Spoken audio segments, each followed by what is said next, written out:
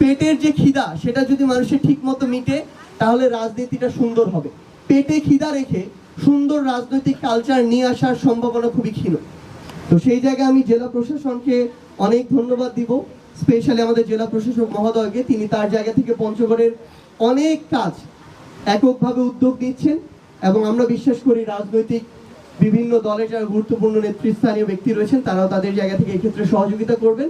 আমাদের গ্রামে বেশিরভাগ ক্ষেত্রে আমাদের মা চাচিরা যেটা দেখা যায় যে তারা কিন্তু গৃহস্থলের কাজকর্ম করে এবং একজনের পরিবারের উপার্জনের উপর নির্ভর করতে হয়। এই জন্য কিন্তু এখানে উপার্জন বেশি না, পারিবারিক জীবন প্রবাহ এতটা সচ্ছল না। আমার আম্মু সবসময় একটা আফসোস করতো যে আমার আম্মু চাইলে একটা চাকরি করতে পারতো, কিন্তু আমাদের দিক তাকিয়ে উনি চাকরিতে যাননি এবং যেটা হয়েছে আলটিমেটলি যে কোনো প্রয়োজনে আমার বাবার কাছে টাকা চাইতে হতো। তো এখন অনেক মায়েরাই কিন্তু স্থানীয় পর্যায়ে এটা আর চায় না, চায় নিজেরা স্বাবলম্বী হতে।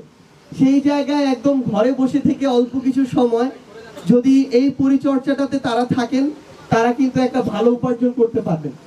আমরা প্রশিক্ষক মহোদয়ের সাথে মাত্র কথা বললাম, তিনি তার জায়গায় বললেন যে 1 বিঘার একটা পুকুরের অ্যারেঞ্জমেন্ট যদি আমরা করতে পারি, মাছ এবং আমরা এই জায়গায় আমাদের ঝিনুক সহ প্রায় 10 লক্ষ টাকার একটা বাৎসরিক আমরা উপার্জন এখানে করা সম্ভব।